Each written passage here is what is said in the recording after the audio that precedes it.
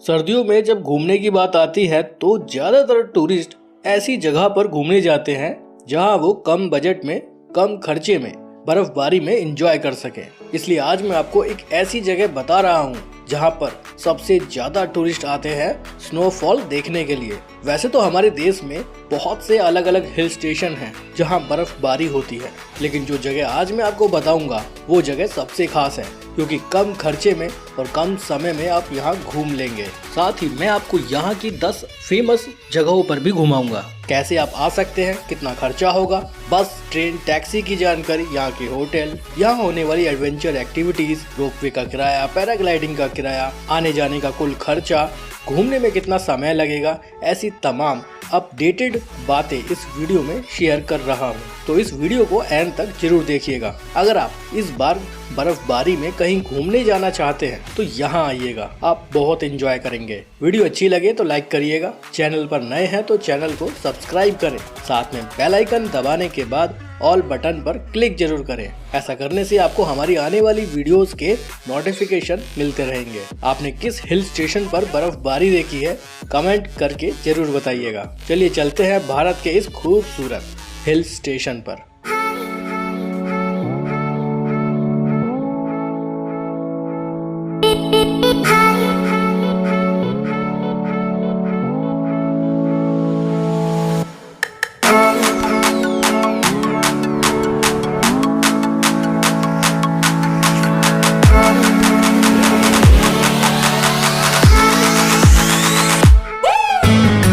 आखिर कौन सी है वो जगह जहां पर सबसे ज्यादा टूरिस्ट बर्फ देखने के लिए आते हैं? चलिए वो बता देता हूँ। मनाली से मात्र 14 किलोमीटर की दूरी पर है सोलांग घाटी, जिसे सोलांग नाला के नाम से भी जाना जाता है। सर्दियों में यहाँ भारी बर्फबारी होती है। किसी भी हिल स्टेशन की अपेक्षा सोलांग वैली में सबसे ज्यादा टूरिस्ट बर्फ में एंजॉय करने के लिए आते हैं। कारण बहुत सारे हैं, मैं सभी बातें आपको बताऊंगा, लेकिन पहले मैं आपको बताता हूँ कि यहाँ तक पहुँचा कैसे जा सकता है। आप देश के किसी भी कोने में हो, आपको आसान तरीके बताऊंगा सोलांग वैली आने के। पहला तरीका है, आप फ्लाइट से आ सकते हैं।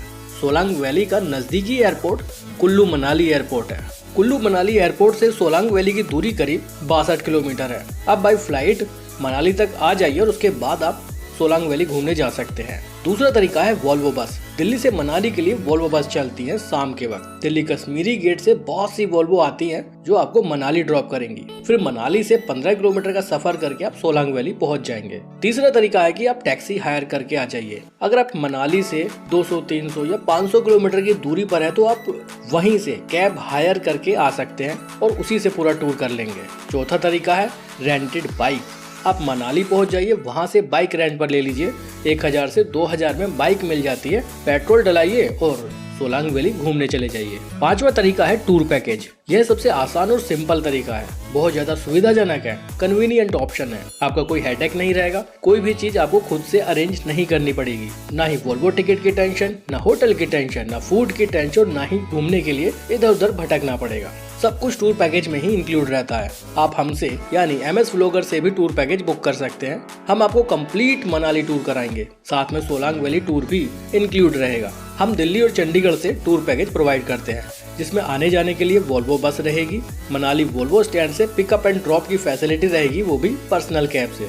शानदार होटल्स में स्टे रहने वाला है, जिसमें ब्रेकफास्ट और डिनर भी इंक्लूड रहेगा। साथ ही मनाली की सभी लोकल साइट्स के अलावा सोलांग वैली, वशिष्ठ टेम्पल और भी बहुत सी अलग अलग जगहों पर हम आपको घुमाने ले जाएंगे, वो भी पर्सनल कैब से। मान लीजिए अब 2 लोग आते हैं तो पूरी कैब में आप 2 ही लोग रहेंगे और ड्राइवर रहेगा। बहुत कम रेट में आपको पूरा टूर मिल जाएगा।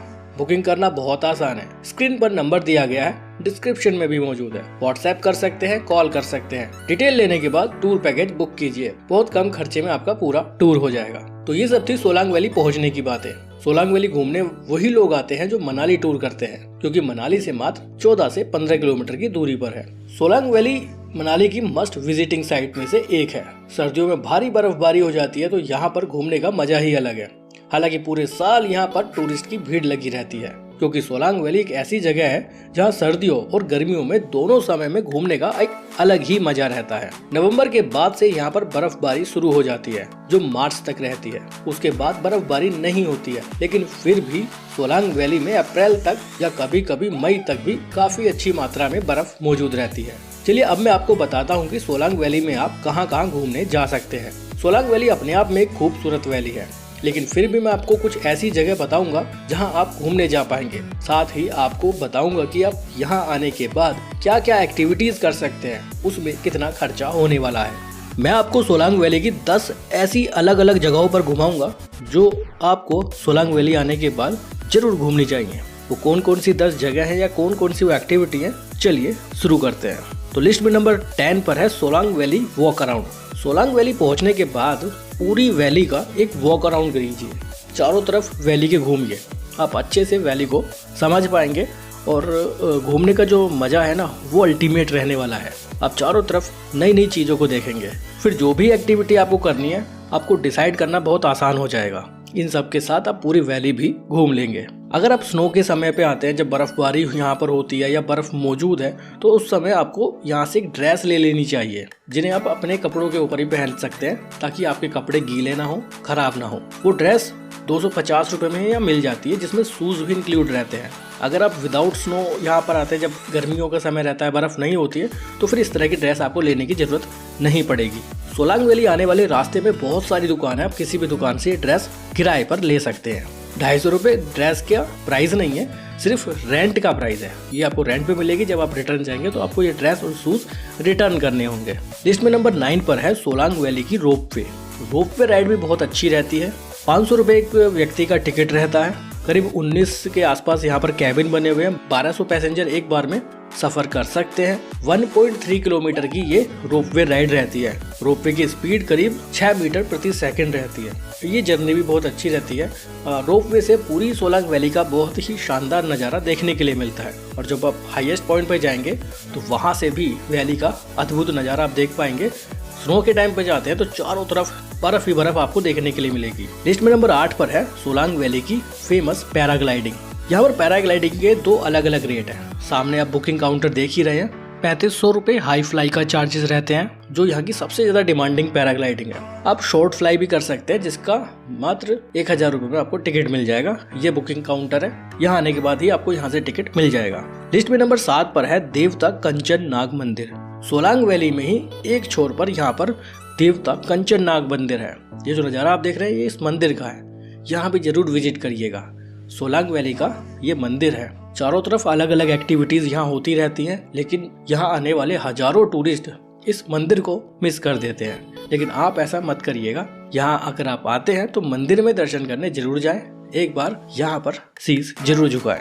मंदिर के पास में ही एक फोटोग्राफी पॉइंट भी है, जहाँ पर लिखा हुआ है आई लव सोलांग वैली। यहाँ पर आप फोटोग्राफी कर सकते हैं। लिस्ट में नंबर 6 पर है यहाँ की अदर एडवेंचर एक्टिविटीज, कि यहाँ पर और भी बहुत सी एक्टिविटीज होती हैं रोपवे और पैराग्लाइडिंग के अलावा, जैसे जॉर्बिंग यहाँ पर बहुत ज़्यादा फेमस है, आप कर सकते हैं। हॉर्स राइडिंग आप यहाँ पर कर सकते हैं, जिसमें 200, 300, 400 इस तरह से अलग अलग रेट रहते हैं। आप घुड़सवारी भी यहाँ कर सकते हैं। स्नो के समय पर आते हैं तो यहाँ पर ट्यूब स्लाइडिंग बहुत ज़्यादा फेमस है, जिसमें 200, 250 या 300 रुपये तक वो चार्ज करते हैं और ये नेगोशिएबल होते हैं। इसको आप कम भी करवा सकते हैं, हो जाते हैं कम। बहुत ज़्यादा बर्फ़ रहती है तो यहाँ पर स्कीइंग शुरू हो जाती है, क्योंकि सोलांग वैली में जो स्लोप है वो बहुत शानदार है। उस स्लोप पर स्कीइंग करने का मज़ा ही अलग है। जब स्नो बहुत ज़्यादा होती है तो यहाँ पर स्कीइंग कॉम्पिटिशन भी कराए जाते हैं। यहाँ पर स्कीइंग सीखने के लिए भी लोग आते हैं। याक राइड आप यहाँ पर कर सकते हैं। बच्चों के लिए भी काफ़ी सारी एक्टिविटीज़ हैं, कुछ झूले भी हैं और कुछ अदर एडवेंचर एक्टिविटी भी है।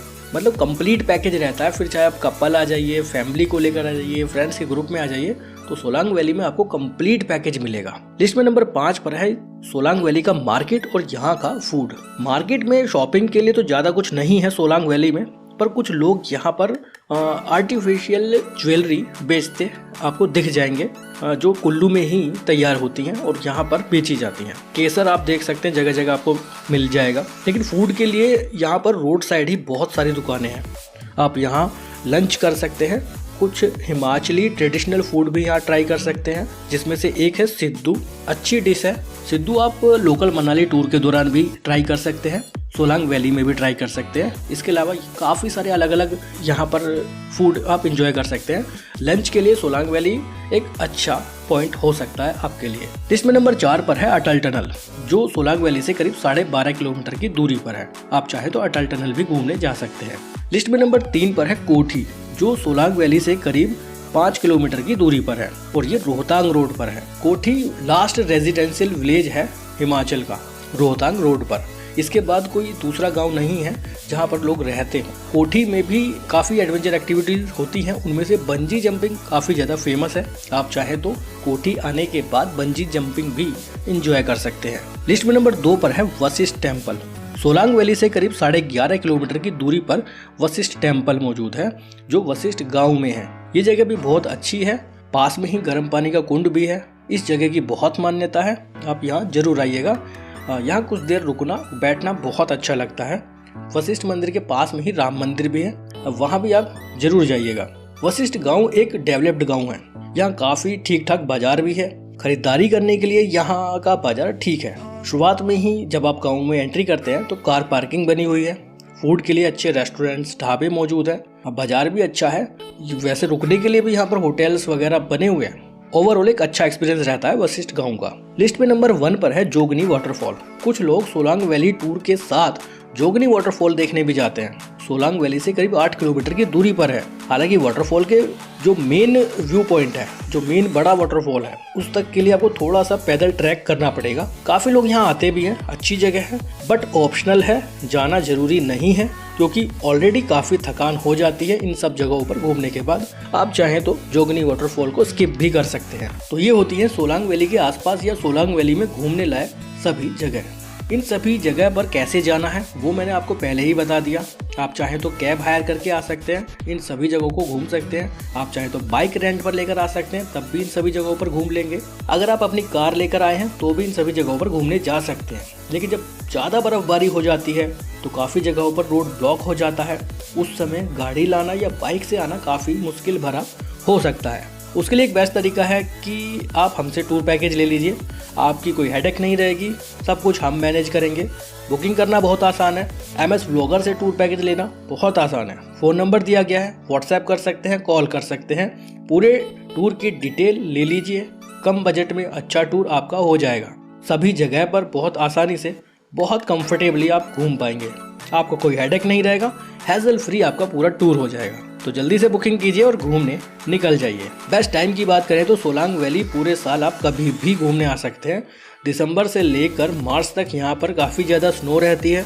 अगर स्नो में एंजॉय करना है तो आप दिसंबर से मार्च के बीच में आ जाइए, आपको अच्छी खासी स्नो यहाँ पर मिल जाएगी। बाकी वेदर पर भी डिपेंड करता है कि कब यहाँ पर स्नोफॉल शुरू होता है। मार्च के बाद स्नोफॉल यहाँ नहीं होता है, लेकिन अप्रैल तक आपको यहाँ स्नो देखने के लिए मिल जाएगी।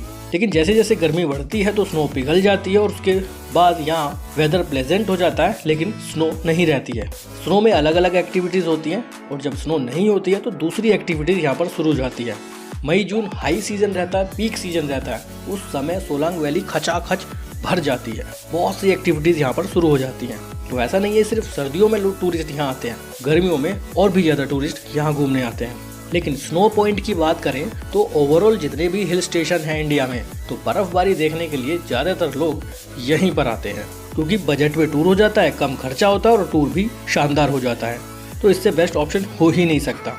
ये वीडियो अच्छी लगी हो तो लाइक करिएगा, शेयर जरूर करिएगा उन सभी लोगों के साथ जिन्हें घूमने का शौक है। क्या पता इस वीडियो से उनकी कुछ हेल्प हो जाए। फिर मिलेंगे आपसे एक नई जगह पर, एक नई जगह की इंफॉर्मेशन के साथ। अभी के लिए बाय, बहुत बहुत धन्यवाद।